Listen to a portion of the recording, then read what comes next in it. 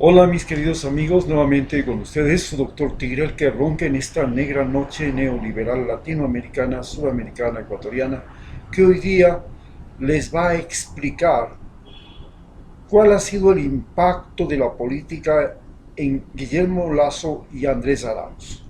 Para entender esto tenemos que situarnos en el ambiente en el que estamos. Tenemos una pandemia con muchos muertos, muchos enfermos, una crisis económica con un montón de desocupados y de quiebra en general de la población, una crisis política caracterizada por el problema de las elecciones y los partidos políticos, la organización del Estado que se ha trastornado, y tenemos también una crisis ambiental en la que estamos viviendo pues el problema del cambio climático y la extinción que obliga a cambios de la economía de combustión, de motores de combustión, a cambios a una economía de motores eléctricos.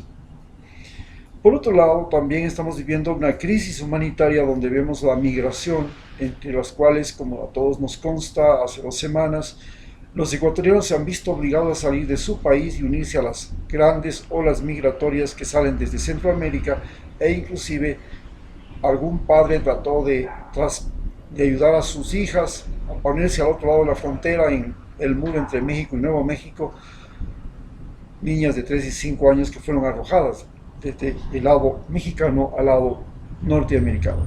Pero, ¿qué es la particularidad que tenemos en la política de Ecuador? En el Ecuador tenemos que hay tres cosas muy importantes, tres elementos fundamentales en la política.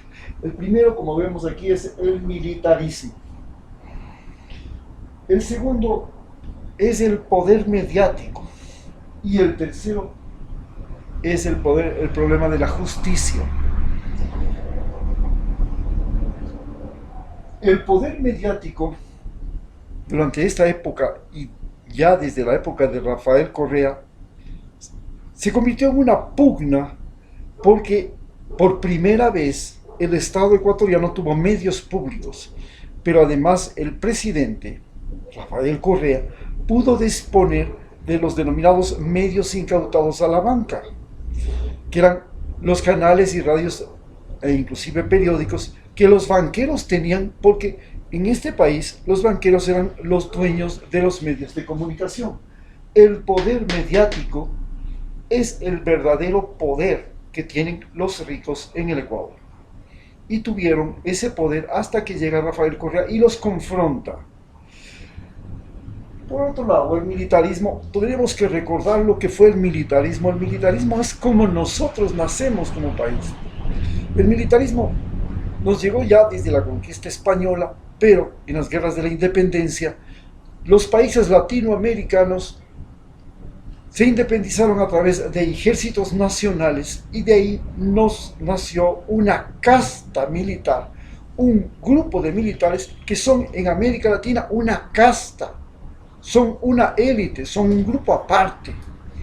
Este militarismo latinoamericano en el siglo XIX fue incrementado, acrecentado cuando se produjo la doctrina Monroe durante la independencia, porque España intentó recuperar las colonias y entonces Estados Unidos salió a confrontarlo mediante la denominada doctrina Monroe, que decía América para los americanos. Más tarde, en el siglo XX, tuvimos la doctrina política del gran garrote de los Estados Unidos, que es una doctrina política que emerge luego de 1840, cuando Estados Unidos invade México y le quita la mayor parte de su territorio. Colorado, Nevada, Arizona, Nuevo México, Florida, parte de Nueva Orleans, le quita California, Nevada, Iowa. Entonces todos esos son... Luego viene la guerra contra España, en la guerra contra España, ustedes recordarán, le quita Puerto Rico, le quita Cuba, Filipinas, Islas Marianas, Guam, y Estados Unidos se da cuenta de que tiene un poder mediático, un poder militar. Pero es lo interesante, estas guerras contra Estados Unidos, de Estados Unidos contra México, y las posteriores guerras de Estados Unidos contra España, e inclusive la guerra de Estados Unidos contra Pancho Villa, están manipuladas y manejadas por los medios. La guerra de Estados Unidos contra España fue impulsada, promocionada y patrocinada por Pulitzer y Hearst, los dos más grandes dueños de periódicos de los Estados Unidos, New York Times y Washington Post. Y estos inventaron mentiras, inventaron el ataque al Maine, el buque norteamericano, inventaron el maltrato del gobierno español a sus habitantes, a sus refugiados en Estados Unidos, y eso justificó la invasión que, por supuesto, encantado, la hizo Theodore Roosevelt, que fue el que implementó la famosa guerra y la doctrina del Gran Garrote, porque además se apropió del Canal de Panamá, para lo cual originó o creó una guerra en Colombia, la guerra de los 1000 días, y esa guerra permitió la separación de Colombia de Panamá y la construcción del Canal de Panamá. Y esa guerra de los 1000 días fue el origen de lo que es ahora la Guerra Civil Colombiana. Es una guerra civil que empezó a comienzos del siglo XX y que todavía perdura hasta el día de hoy. Entonces tenemos la doctrina en el siglo XX, la doctrina del Gran Garrote. Por supuesto, Estados Unidos también patrocinó las guerras liberales en América Latina. Y las guerras liberales, entre esas estuvo la de Eloy Alfaro. Y estas guerras liberales fueron patrocinadas también por los periódicos. Recordemos que en la guerra de Eloy Alfaro aparece el periódico, el diario El Telégrafo, y el diario El Telégrafo, que es el primer diario nacional, estaba vinculado con el telégrafo. Se llamaba el telégrafo porque el telégrafo, un invento norteamericano que está muy vinculado a las líneas del tren, al tren. Entonces, cuando llega el tren, también llega el telégrafo. Lo mismo pasa en Ecuador. Cuando llega el tren de Eloy Alfaro, también llega el telégrafo, y con el telégrafo también llega el periódico, que entonces podía publicar las noticias de manera rápida, pues las recibía por telégrafo. Y comienzan a hacer esta prensa, que es el mecanismo que hasta el día de hoy tiene la clase dominante para vincularse entre ellos y a su mismo tiempo para ganar elecciones y para conseguir el voto popular. Entonces comienza directamente la injerencia de los medios de comunicación en las elecciones de los países. Las campañas políticas se hacen a través de los medios. Pero en el siglo XX, luego ya en la Segunda Guerra Mundial, llega la radio. HCJB es la primera radio en Ecuador, y esta radio tenía un transmisor en el Pichincha, que era el transmisor más alto del mundo y que le permitía que sus ondas se difundan a través de todo el planeta Tierra. Era una radio evangélica. Esta radio evangélica se convierte en poder político y una gran influencia durante la Segunda Guerra Mundial. Teníamos aquí la BBC, la Radio Voz de América, etcétera, etcétera, y ellas comienzan a cambiar todo el contexto y la forma de relacionarse entre los ecuatorianos y entre los latinoamericanos, porque era un medio de comunicación que no necesitaba lectores. Y en América Latina era el continente de los analfabetos, nadie sabía leer y escribir. Y además de que era el continente de los analfabetos, y se los mantenía como continente de los analfabetos, porque se procuraba que en las elecciones voten solo los que saben leer y escribir. Entonces, que no voten los indios, que no voten los pobres, porque ellos no sabían leer y escribir. Entonces el partido, el Estado era solo de los que sabían leer y escribir, y los que sabían leer y escribir eran los ricos. Desde ese día hasta el día de hoy. Hasta entonces, la masa humana, los campesinos, los trabajadores, no estaban interconectados entre sí porque no tenían la radio. aparece la radio, luego aparece el teléfono y aparece el automóvil y cambia la relación social en el mundo y en el Ecuador. Y este cambio en la relación social crea los llamados populismos. Entonces en Centroamérica, perdón, en Europa, pues nace Hitler, nace Benito Mussolini, se consolida Stalin. En Estados Unidos también nace Delano Roosevelt, y todos ellos, desde Delano Roosevelt hasta Stalin y hasta Benito Mussolini, todos eran populistas. ¿Por qué eran populistas? Porque lo que les interesaba era captar audiencia. ¿Y esa audiencia qué era? Era gente que escuchaba la radio. Delano Roosevelt daba una charla diaria. Hitler utilizaba el micrófono, los altavoces, y además vino el cine. El cine también creó una audiencia. Entonces en el cine los actores, los músicos, los políticos, los deportistas se convierten en estrellas y se convierten en ídolos. Y esta es la particularidad que tiene la radio. Nos fabrica ídolos.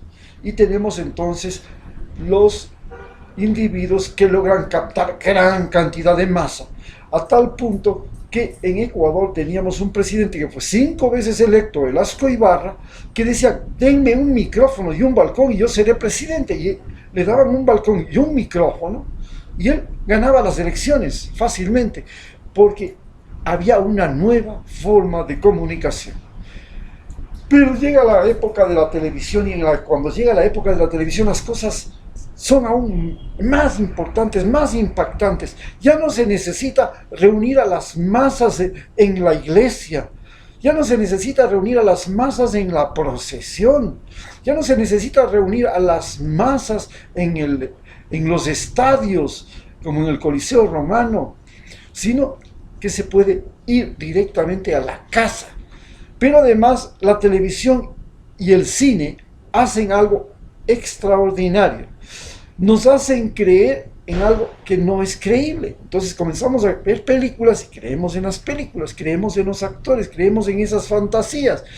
El mundo de la fantasía y de la imaginación se introduce dentro de la vida, y los candidatos pueden proponer milagros. Ellos se consideran iluminados, bendecidos por Dios. El momento que el canal de televisión comienza a promocionar a un candidato, este se considera un iluminado no solamente por la luz que le ilumina para salir en televisión, sino un iluminado de Dios, y cree, y el canal se encarga de hacerle creer a todos los ecuatorianos y a todos los habitantes del mundo de que ese individuo es la solución a todos los problemas.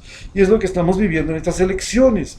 Y entonces aparecen los candidatos que son los enviados de Dios, los omnipresentes, los sobrepoderosos, porque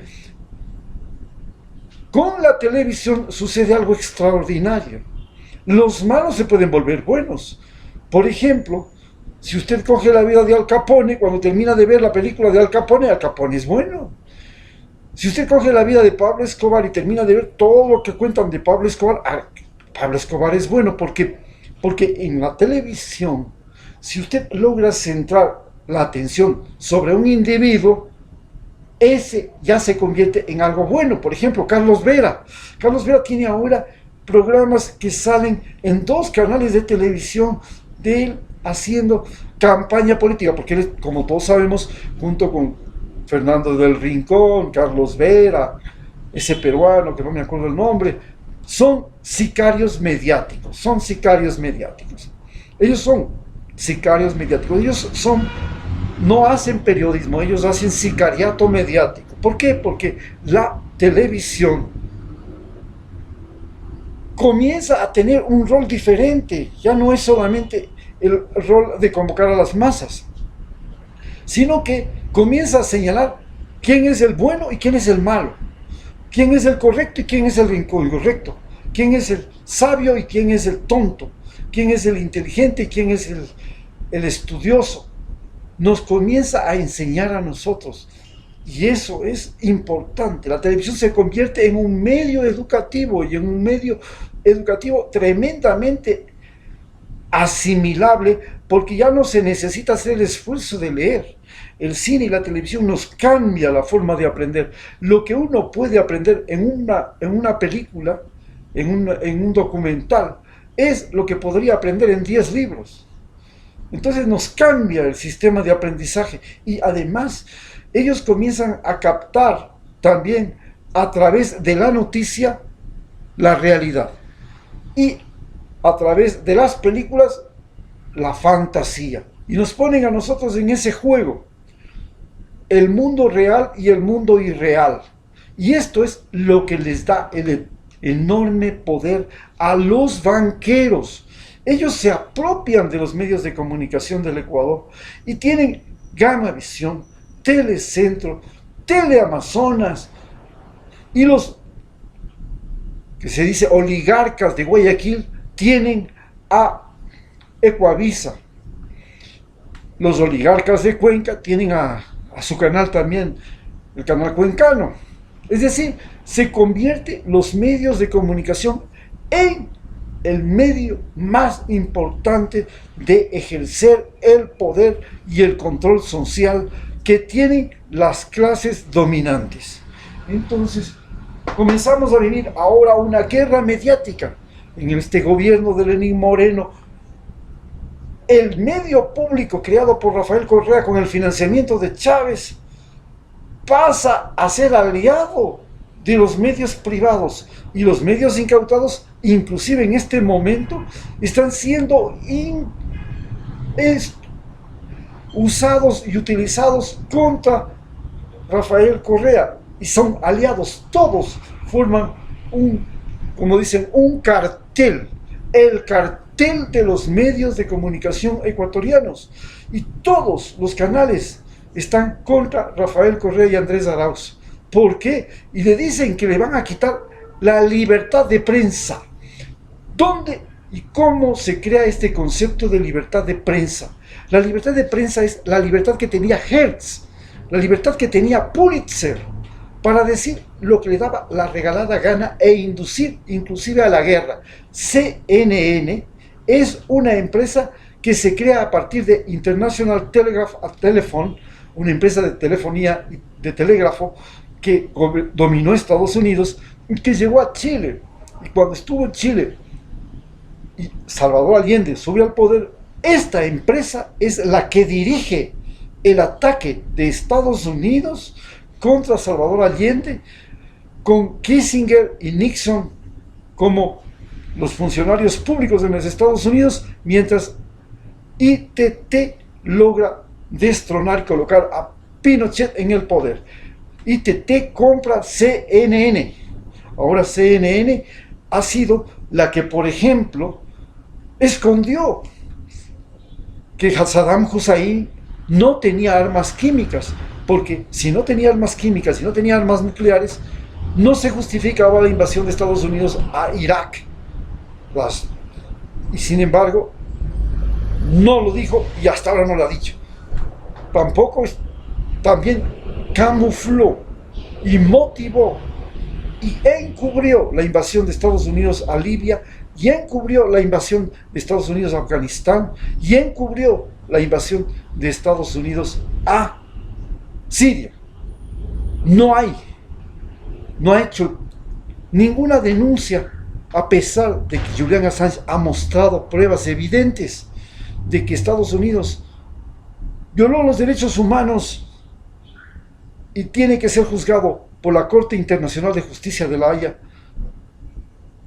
Estados Unidos ha sido encubierto por CNN, donde por supuesto todos los días lo vemos. Hay un sicario mediático, Montaner, hay otro sicario mediático del Rincón, que son periodistas que tienen un objetivo político, no hacen periodismo. Periodismo es otra cosa. Periodismo es coger, reconocer la realidad y hacer lo que dicen. La información tiene que tener contexto, tiene que tener argumentos, tiene que ser imparcial. Pero ellos, inclusive, hay un Oppenheimer que dice, yo no soy imparcial. ¿Cómo es eso?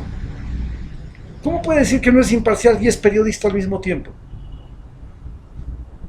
¿Cómo es eso? Entonces, vivimos una guerra mediática.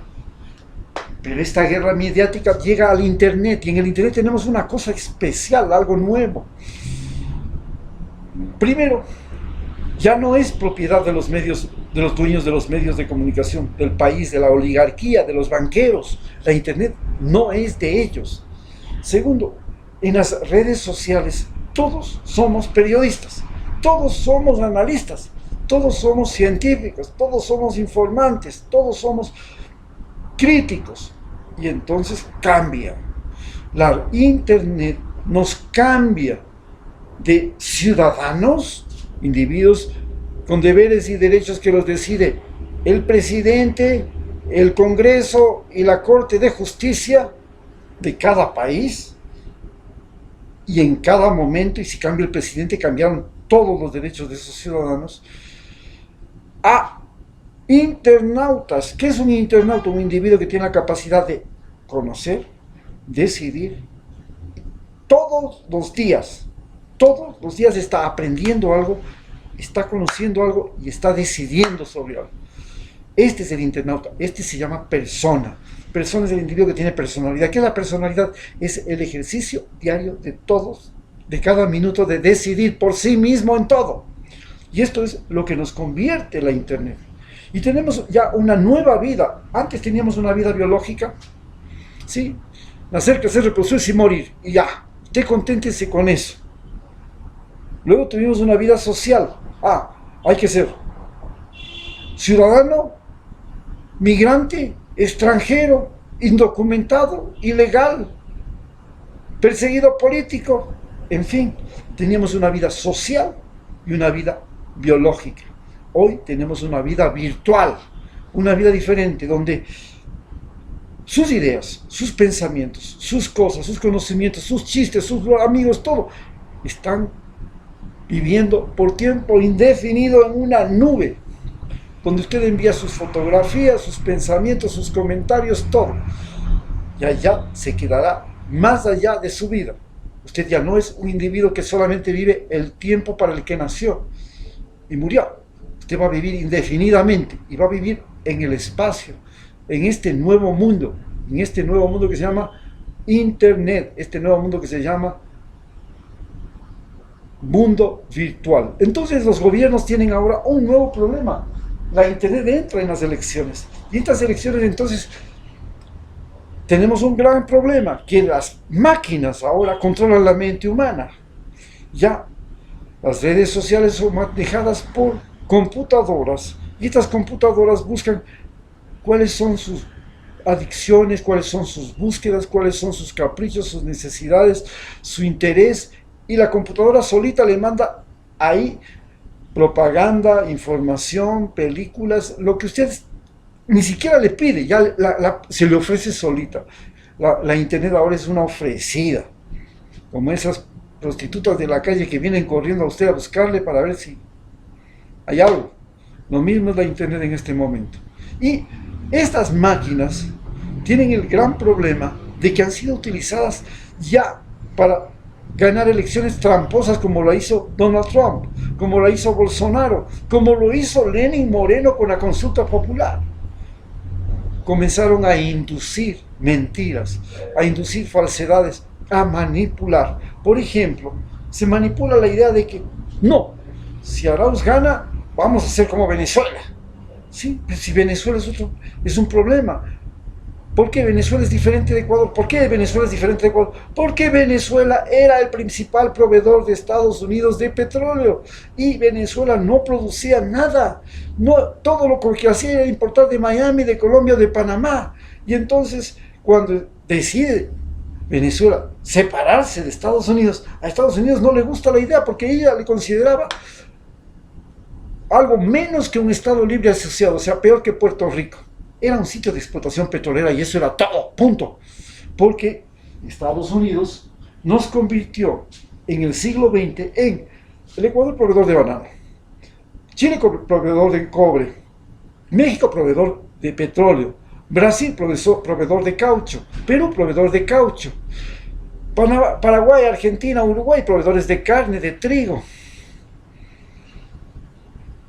En eso nos ha convertido, y proveedores de mano de obra barata. Y entonces ahora tenemos un gran problema. El gran problema es que nos enfrentamos, tenemos un problema con la justicia. Estados Unidos ha utilizado la justicia y este es el gran problema político que tenemos ahora. Ya desde el tiempo de Roma, pues la justicia fue utilizada.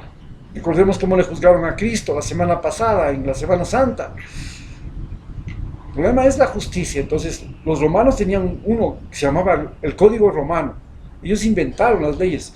El Código Romano las escribieron, las crearon para Occidente. Y tenían que someterse a esa ley, los pueblos que ellos dominaban. Pero resulta que la ley era, el que hace la ley hacía la trampa. Y eso es un dogma que tenemos aquí en Ecuador. Entonces estamos en un país, y Nacier especialmente, y en este país, poblados de leguleyos, de abogados. ¿Cómo es eso? Hay más abogados que médicos, hay más abogados que mecánicos, hay más abogados que albañiles. Tenemos tantos abogados, ¿por qué? Porque la ley es donde está la trampa. Y entonces hemos vivido el lawfare en este momento, la persecución política. Y para ser perseguido político tienes que estar dentro de las clasificaciones de los Estados Unidos. Por ejemplo, en el siglo XX, cuando llegamos al siglo XX, teníamos el problema de que la ley era manejada por la iglesia. Entonces los ateos, los idólatras, los que creían en muchos dioses, los politeístas, o como se llamaban ellos, bueno, ellos eran los malos de la película. A Eloy Alfaro le dijeron que era ateo. Ya. Luego también llega a los Estados Unidos, Segunda Guerra Mundial, tiene un problema con Rusia, se crea la Guerra Fría y entonces los malos son los comunistas. Entonces te acusaban de comunista y estabas fregado. Luego llega los finales del siglo XX y el siglo XXI y le dan un golpe a las Torres Gemelas, terrorista. Y luego tienen el problema de que se comienzan a meter, las fronteras de los Estados Unidos se comienzan a convertir en permeables. Y ahora los narcos. Sin embargo, para Isabel Católica, para los españoles, lo peor que podía existir eran los piratas. Esos eran los malos, cuando ellos dominaban los océanos. Pero para la Isabel la Católica, los piratas eran héroes, porque Sir Francis Drake le llevó oro y defendió a Inglaterra. Y los piratas eran buenos hombres de negocios. Entonces los buenos hombres de negocios ingleses vinieron de los piratas, comenzaron traficando negros desde África a América y luego traficaban opio a la India, de la India a la China. Y eso les dio la riqueza a los Estados Unidos. Y eran hombres de negocios, eran gente correcta, y de ahí nacen los hombres de negocios, los mafiosos. Bueno, cuando llegamos al siglo XX, los malos de la película eran los negros y los indios en Estados Unidos, porque a los indios les quitaron su territorio y porque los negros fueron el motivo de una guerra civil.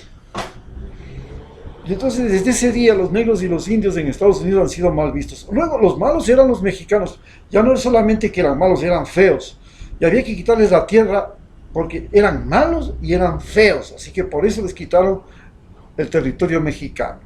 Y hoy los latinoamericanos somos los malos porque, como dice Donald Trump, somos violadores, narcotraficantes y ladrones. Y entonces estamos ahí en el catálogo. Y para ellos, para la justicia norteamericana, tienen un nombre a nosotros. ¿Cómo nos identifican? Nos llaman simplemente ilegales. Somos ilegales. ¿Y por qué somos ilegales? Porque nos cruzamos por de arriba, por abajo, por el este y por el oeste las fronteras norteamericanas. Y los que están a la cabeza de esas cosas son los narcos, que luego también trafican niños, que luego trafican mujeres, que luego trafican droga, que luego trafican armas. Ok, lo mismo que eran los piratas en la época de el Imperio Británico. En esta situación, la justicia, nos tenemos un problema. Entonces, le sentenciaron que los socialistas del siglo XXI, que Lula, que Cristina Fernández, que Evo Morales, que Rafael Correa, eran los enemigos de Estados Unidos. ¿Por qué? Que Maduro eran, que Chávez eran enemigos de Estados Unidos. ¿Por qué eran enemigos de Estados Unidos? Porque habían creado UNASUR, la Unión de Naciones Sudamericanas, y habían creado el Consejo Sudamericano de Defensa. ¿Y qué significaba eso? Que ya el ejército de esos países no iba a estar a las órdenes del ejército norteamericano y del Pentágono, sino que tenían su propio centro de mando. Y eso fue terrible. Eso sí no le podemos pasar. Y con Lenín Moreno, el ministro de Defensa, la ministra de Gobierno, las Fuerzas Armadas, las bases militares, los periodistas, los asambleístas, los jueces han sido colocados y dispuestos por la embajada norteamericana, que corre a entregarle el premio a la fiscal Diana Salazar, que le felicita a Lenín Moreno porque ha mejorado las relaciones entre Estados Unidos y Ecuador, al contrario de lo que hizo Correa. Entonces tenemos este problema, y este es el problema esencial, este es lo medular de lo que pasa en este momento. Lo medular que pasa en este momento es que en América Latina, los latinoamericanos somos ahora los invasores. Y además, somos un problema porque ya somos parte del gobierno norteamericano. Ya tenemos estados que son latinoamericanos, como el estado de California, donde la mayoría es latinoamericana, donde se habla español, donde la vicepresidenta es de ese estado, la vicepresidenta de los Estados Unidos. Es un gran problema. Y donde los invasores, los que están queriendo invadir Estados Unidos, son latinoamericanos. Ya no es la marea china que era antes, cuando hicieron la construcción del tren. Y en tercer lugar, tenemos el problema de que los latinoamericanos estamos diciendo, oiga, para que esto se ponga en paz y no haya nada que hacer, hagamos una cosa simple: que los sueldos y salarios en América Latina sean los mismos sueldos y salarios que en Estados Unidos, y que las condiciones laborales, las leyes laborales, sean las mismas que en Estados Unidos, de tal manera que nosotros no tengamos que emigrar allá para buscar las remesas y para trabajar, porque aquí nos pagan mal. ¿Y por qué nos pagan mal? Porque los ricos y las empresas transnacionales se enriquecen gracias a que pagan malos salarios. Ya. La segunda cosa les decimos es, así como nosotros pagamos muy bien por sus productos, sus automóviles, sus celulares, sus computadoras, sus medicinas, ¿por qué ustedes no pagan también muy bien por nuestros productos, nuestro banano y todo? Y ellos dicen, pero nosotros sí les pagamos bien a ustedes. Aquí, ¿cuánto vale un banano ecuatoriano? Vale un montón. Y entonces nosotros preguntamos, entonces, ¿qué pasa?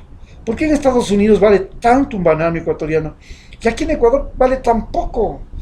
¿Qué diablos pasa en el medio? Entonces aparece Alvarito Noboa, aparecen las transnacionales, aparece la United Fruit, que ahora se llama con otro nombre. Aparecen, ¿cuánto vale un galón de gasolina en Estados Unidos? Sí. ¿Y cuánto vale un galón de petróleo en Ecuador? ¿Y por qué hay esa diferencia tan grande? Y entonces, eso les decimos a los norteamericanos: vea, paguen mejor. Entonces, los norteamericanos dicen, sí, pero el problema es que eso significa quitarle los negocios a nuestros financistas de la campaña. ¿Cómo le vamos a quitar el negocio a Occidental, que financia la campaña del presidente? Si Occidental saca el petróleo de los Estados Unidos, de Ecuador, por un precio, lo procesa y lo vende en Ecuador, en Estados Unidos, y gana un montón de plata y lo vende en el mundo. Y si le quitamos eso, Occidental no le financia al presidente, pues. Ese es el problema esencial que tenemos ahora. ¿Cómo nosotros podemos crear un país como el que tuvimos durante 10 años?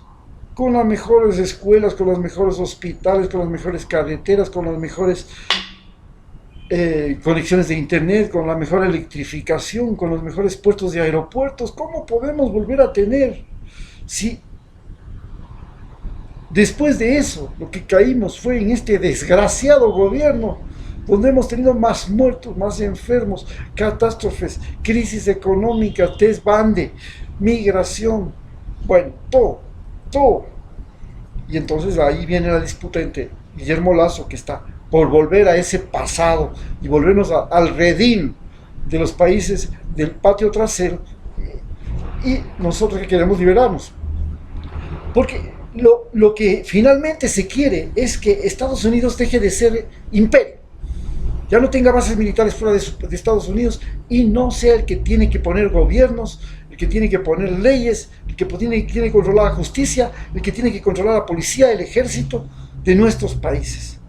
Queremos que nos va a tener la misma suerte que tienen los países europeos ahora, donde todos se sientan en la Comunidad Económica Europea, todos tienen la misma representación, los mismos derechos, el mismo poder, y nadie es más que ningún otro. Queremos que Estados Unidos ya no sea el poderoso, el que decide nuestra suerte y muerte, sino que nos sentemos todos y digamos: muy bien, ustedes no quieren que les invadamos, ayúdennos a reconstruir lo que ha sido nuestro país, pues el paraíso de la biodiversidad, de la diversidad cultural, del clima, de la amabilidad, de las culturas ancestrales. ¿Por qué no nos ayudan a reconstruir ese país? ¿Por qué no nos ayudan a proteger la selva amazónica? En lugar de ayudarnos a pensar en plantaciones de palma, en plantaciones de banano, para rellenarles su mercado. ¿Por qué no nos ayudan a ser felices en nuestro país, para que no tengamos la necesidad de irnos allá? Ustedes lo ayudaron a Europa después de la Segunda Guerra Mundial. Estaba en el diablo, en el infierno, estaba destrozada.